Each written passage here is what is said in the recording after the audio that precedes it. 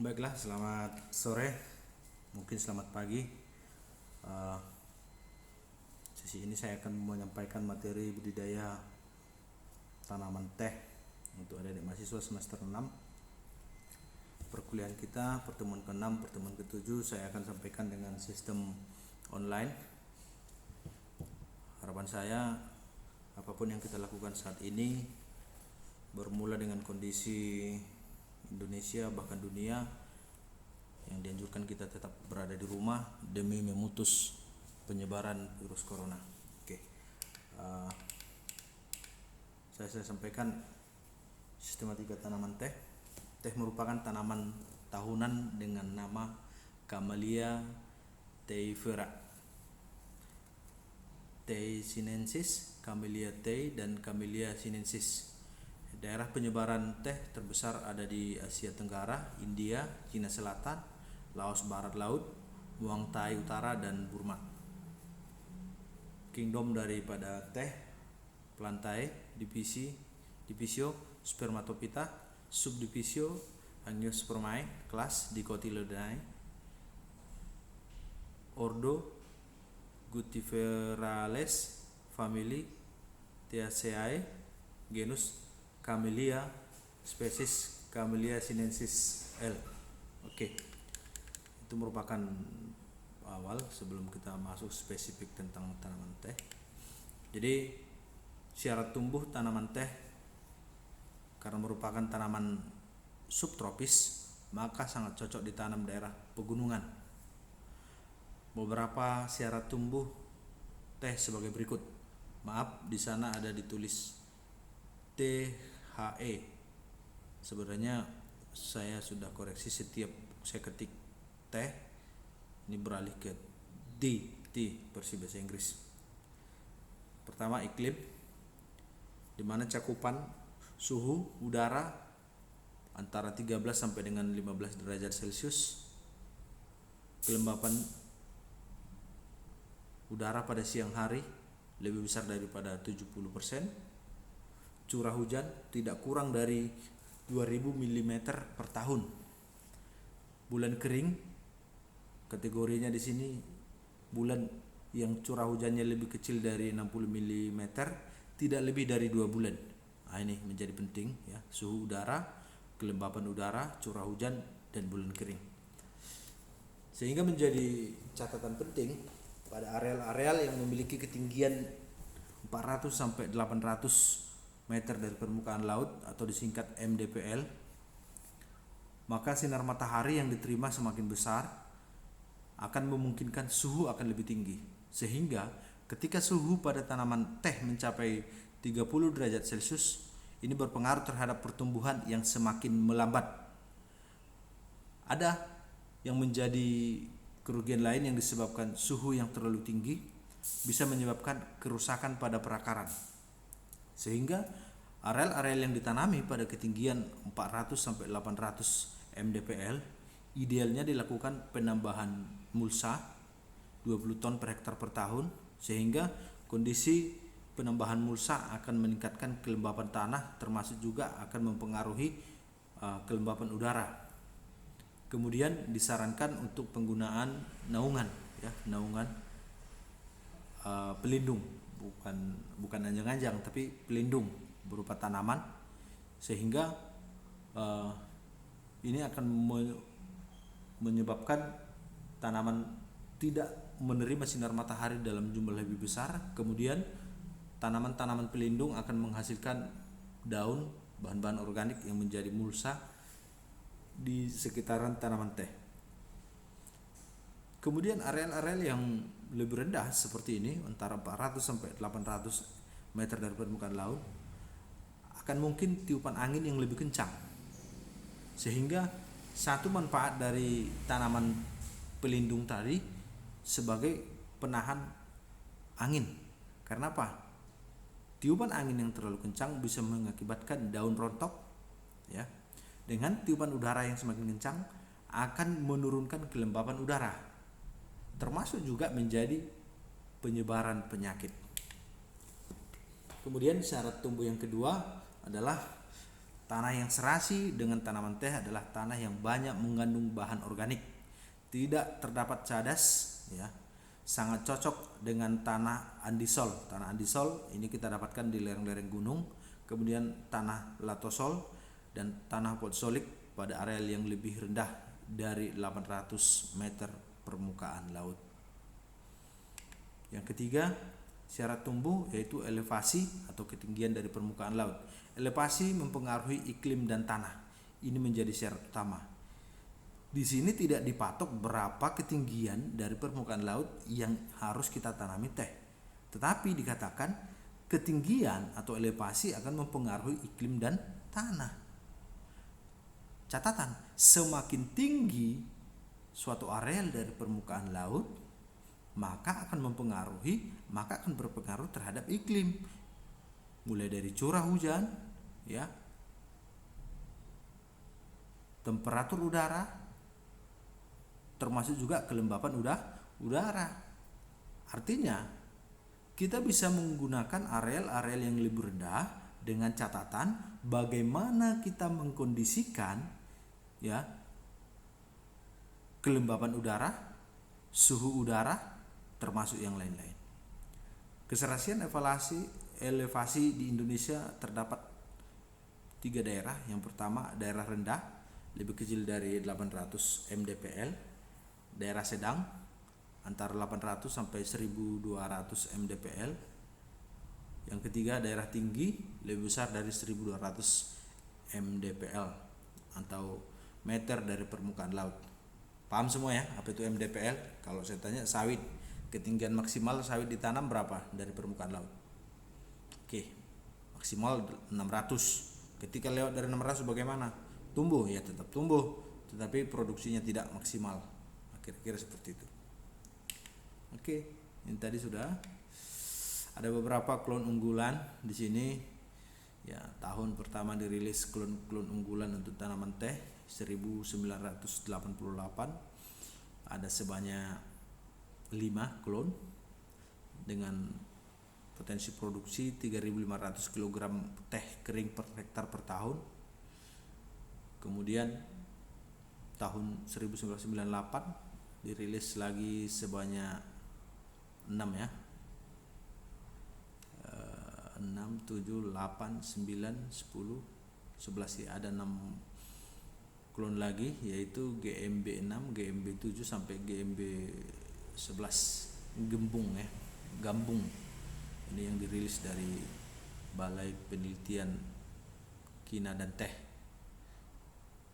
Ini yang dirilis tahun 98, memiliki potensi produksi 5.000 kg teh kering per hektar per tahun. Kemudian tahun 2009 ada dirilis sebanyak 5 klon. Ini klon green tea, teh hijau ya, teh hijau, yaitu Gembung sinensis, maka disingkat GMBS 1, Gembung sinensis. Ini masing-masing klon memiliki potensi produksi yang berbeda, mulai dari 1900, 2100, 1800, 2100, 2100. Nah ini, sehingga kalau ditanya sampai saat ini ada berapa klon teh yang umum, ya 11 tambah 5 berarti ada 16 klon. Oke. Kalau ada pertanyaan nanti kita akan diskusi di forum diskusi. Kita akan menggunakan Zoom meeting atau dari grup WA. Bahan tanam yang umum menggunakan biji teh,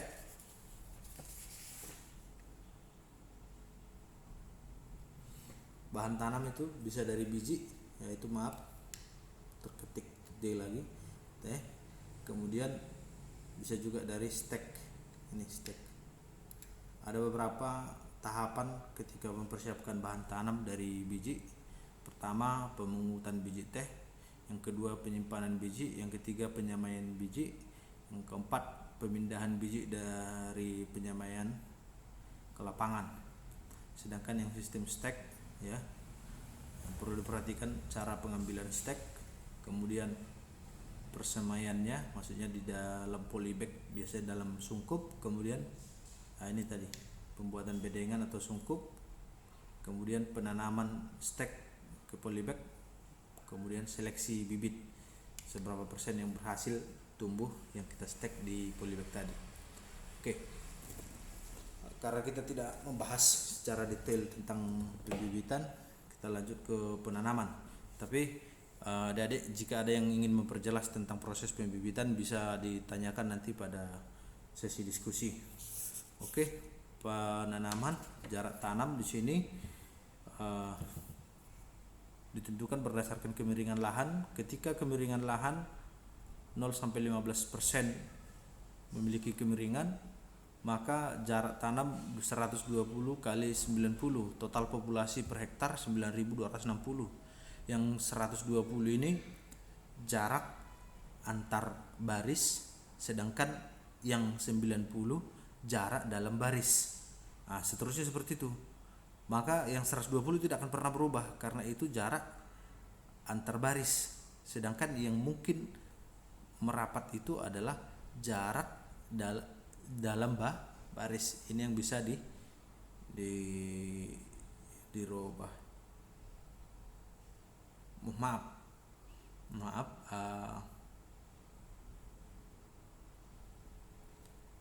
iya.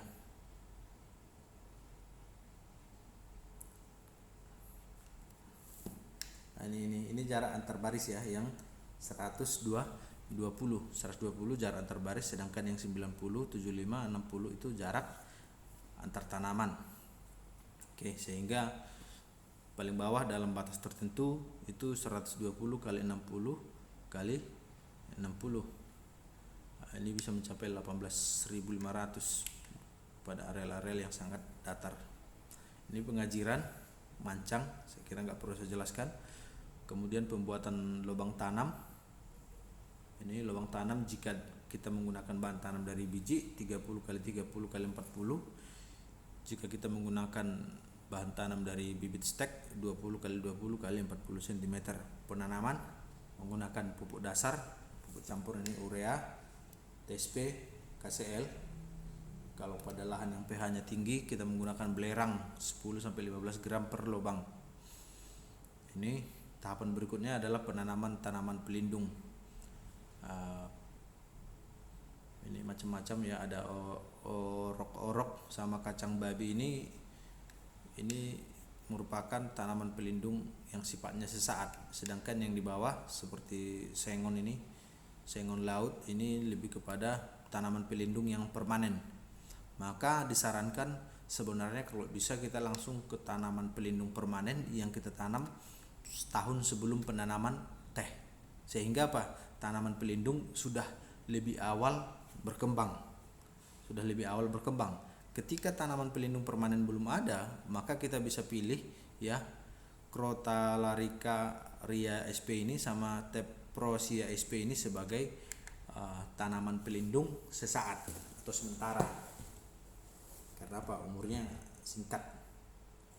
Oke, kemudian kita masuk ke pemeliharaan tanaman.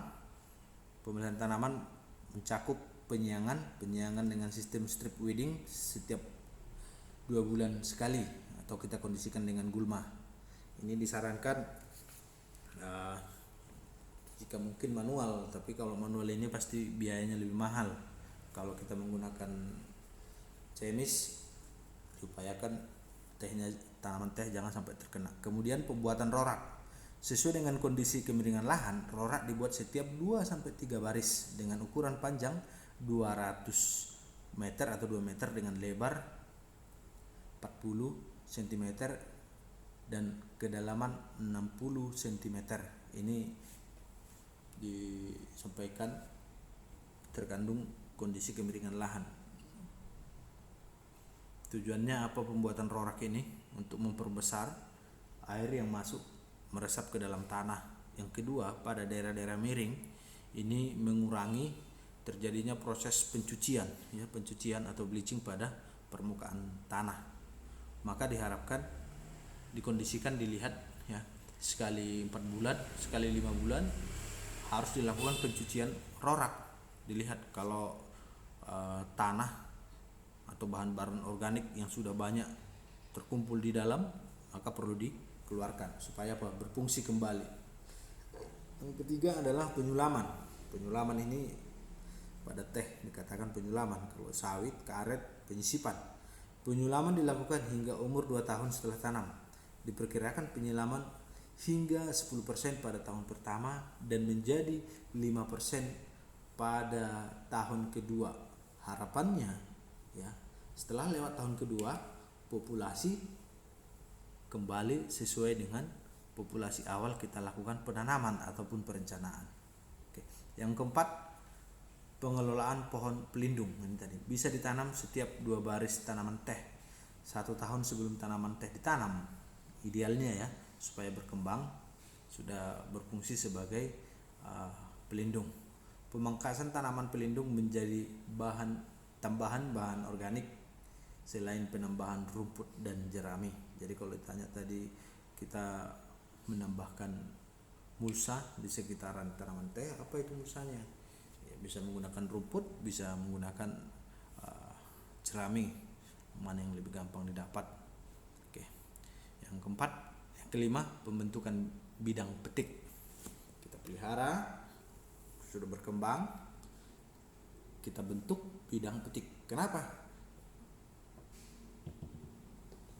Karena pada tanaman teh produksinya adalah daun yang paling mudah, namanya peko ya, peko. Kalau saya kembali sebentar depan, maaf.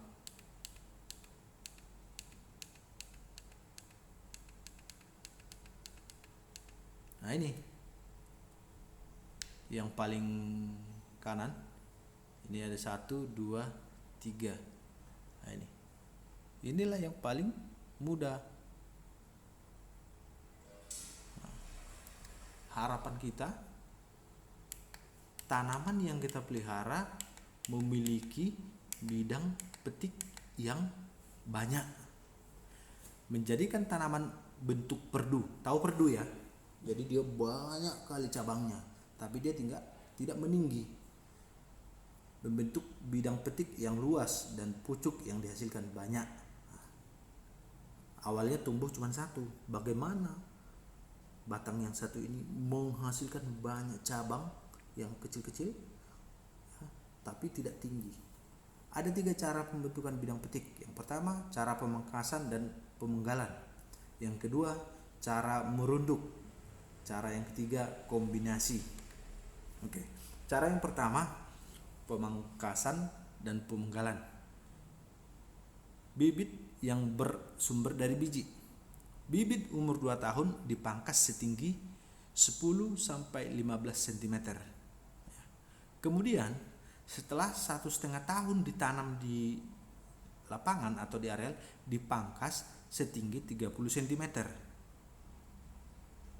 Setelah berumur 2,5 tahun, artinya setelah 1 tahun dari pemangkasan yang pertama, dipangkas selektif setinggi 45 cm. Ini pangkasan yang ketiga ya, tapi pangkasan yang kedua setelah ditanam di lapangan. Dan 3 sampai 4 bulan kemudian kita pangkas jendangan 60 sampai 65 cm dari permukaan tanah. Artinya ini setelah berumur hampir 3 tahun. Kenapa? 2,5 tahun ditambah 4 bulan. Berarti kalau 2,5 tahun itu 24, 3 bulan, 30 bulan tambah 4 bulan berarti 34 bulan. 2 bulan lagi dia sudah 3 tahun ya. Ini dipangkas jendangan pada ketinggian 60 sampai 65 cm dari permukaan tanah.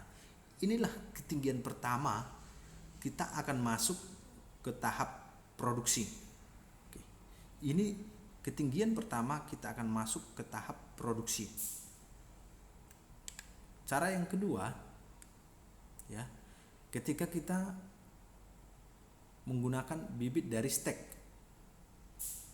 Setelah tanam di lapangan 4 sampai 6 bulan dilakukan pemenggalan setinggi 15 cm ya, dengan catatan meninggalkan 5 lembar daun. Artinya kalau kita perhatikan di bawah daunnya sedikit, maka naik ke angka 20 cm. Kalau ternyata di ketinggian 15 cm sudah ada daun 5 lembar, potong di ketinggian 15 cm. Setelah 6 sampai 9 bulan dilakukan pemotongan lagi setinggi 30 cm. Di sini tadi setelah 6 bulan, kemudian setelah 9 bulan dipotong yang kedua 30 cm. Maka 6 tambah 9 15 bulan. Oke, setelah 6 bulan kemudian dipotong, dilanjutkan pada ketinggian 45 cm. Ini sudah yang ketiga. 15 tambah 6 sudah menjadi 21 bulan. 21 bulan. Oke. Setelah 6 bulan, 21 bulan tambah 6 berarti menjadi 27 bulan. Kemudian dilakukan jendangan pada ketinggian 60 sampai 65 cm. Nah, ini tetap target kita pada ketinggian 60 sampai 65 cm sudah akan masuk ke fase produksi ya, fase produksi. Maka kalau kita yang menggunakan bahan stek ya, ini yang dari stek bahan tanamnya. Ini tadi di umur 6 tambah 9 15 tambah 6 21 tambah 6 27, berarti 27 bulan itu 2,5 tahun ya, kurang lebih 2,5 tahun sudah masuk ke fase produksi. Yang ketiga, cara perundukan. Ini yang kedua, perundukan. Melakukan dengan melengkungkan batang utama atau cabang agar bahan makanan terakumulasi ke bagian atas dari sisi batang. Setelah tanaman berumur 6 bulan, batang dibengkokkan 40 derajat. Setelah 6 bulan kemudian, tunas baru yang dari dibengkokkan tadi baru dibengkokkan lagi ke berbagai arah. Supaya apa? Memperbesar bidang petik. Tunas yang masih tumbuh ke atas dibiarkan tumbuh hingga 70 cm dan akhirnya dipotong setinggi 50 cm. Setelah 3 bulan kemudian dilakukan jendangan pada ketinggian 60 cm. Jadi ini kita hitung kalau dengan cara merunduk 6 bulan 6 tambah 12 bulan. Oke. 12 tambah 3 15 bulan, malah 1,5 tahun sudah membentuk jendangan. Ini lebih cepat. Nah, ini bisa Anda lihat pada gambar. Ini tadi batang utama, ini dibengkokkan ke samping, ini menggunakan kawat bisa, sebenarnya tali juga bisa. Harapannya apa? Dari batang ini yang membengkok ini, dari daun ini nanti akan keluar tunas baru. Tunas baru yang muncul ini akan kita bengkokkan lagi sehingga membentuk perdu ya. Ini tadi membentuk perdu. Cara yang ketiga itu kombinasi, yaitu setelah umur ya, tanaman yang ditanam setelah berumur 6 bulan, batang utama dipotong setinggi 20 cm dan daun ditinggalkan 5 lembar. Setelah 6 bulan tunas dibiarkan hingga 50 cm, kemudian tunas dirunduk ke segala arah ya. 6 tambah 6 12 bulan. Setelah 6 bulan merunduk, tunas daun yang tumbuh 60 sampai 70, saya ralat 70 cm, dilakukan pemotongan setinggi 45 cm. Oke, 6 tambah 6 tambah 6 18. Setelah 2 bulan kemudian dilakukan jendangan. 18 tambah 3 21 bulan. Enggak nyampe 2 tahun sudah melakukan jendangan. Artinya persiapan untuk dilakukan produksi ya, produksi. Oke, adik-adik mahasiswa semester 6, itu penjelasan materi kita sekilas tentang budidaya tanaman teh. Untuk sesi diskusi yang kurang paham bisa bertanya pada sesi diskusi. Saya kira cukup sampai sini. Selamat sore, selamat pagi. Terima kasih.